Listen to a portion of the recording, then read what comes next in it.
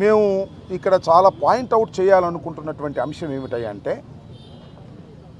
నిర్మాణంలో ఉన్నటువంటి మా భవనాన్ని నిర్దాక్షిణ్యంగా కక్ష సాధింపుతో ఈ నిర్మాణాన్ని కూల్చివేయటాన్ని ఈ రాష్ట్రంలోనే కాదు దేశంలోనే కాదు ఉన్న ప్రజాస్వామ్యవాదులందరూ ఖండించవలసినటువంటి అంశమని ఈ సందర్భంగా నేను మీ ద్వారా తెలియపరుస్తూ ఉన్నా. పార్టీలకు అతీతంగా ఏ పార్టీలైనా కావచ్చు. ఇవాళ తెలుగుదేశం పార్టీ అధికారంలో ఉండవచ్చు, కూటమి అధికారంలో ఉండవచ్చు. మొన్నటిదాకా మేము అధికారంలో ఉన్నాం. మాకన్నా ముందు చంద్రబాబు నాయుడు గారు అధికారంలో ఉన్నారు, అంతకుముందు రాజశేఖర రెడ్డి గారు అధికారంలో ఉన్నారు. అధికారం ఎవ్వరికీ శాశ్వతం కాదనేది చరిత్ర చెబుతున్నటువంటి సత్యం.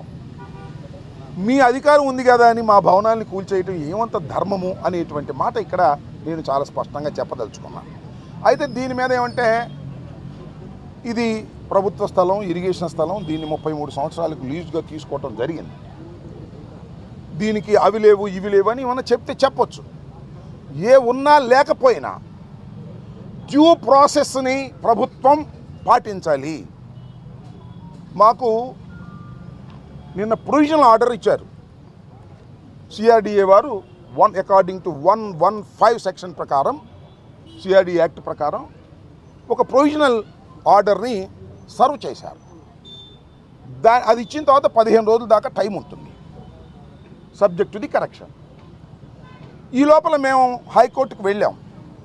నిన్న హైకోర్టులో వాదనలు జరిగాయి. వాదనలు జరిగినప్పుడు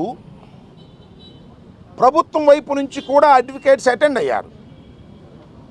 హానరబుల్ కోర్టులో వారు ఏం చెప్పారంటే డ్యూ ప్రాసెస్ ప్రకారమే మేము ఫాలో అయ్యి చేస్తాము అని చెప్పారు.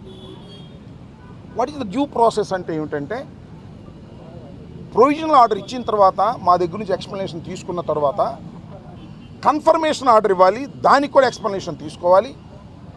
అది కూడా అయిన తర్వాత ట్రిబ్యునల్కి కూడా మాకు వెళ్ళే ఛాన్స్ ఉంది. అన్ని చట్టబద్ధమైనటువంటి అన్ని మార్గాలు మూసుకుపోయిన తర్వాత then they will take action. But కానీ ఇవాళ శనివారం, రేపు ఆదివారం, ఇవాళ తెల్లారగట్ట మళ్ళీ మేము కోర్టుకు వెళ్ళే అవకాశం లేదు. ఛాన్స్ తీసుకుని పగలగొట్టేశారు.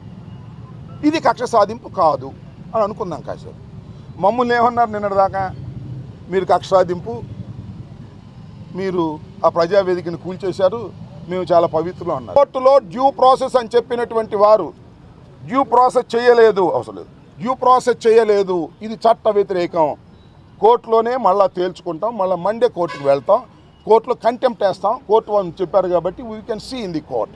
హానరబుల్ కోర్టులో మేము చూస్తాం.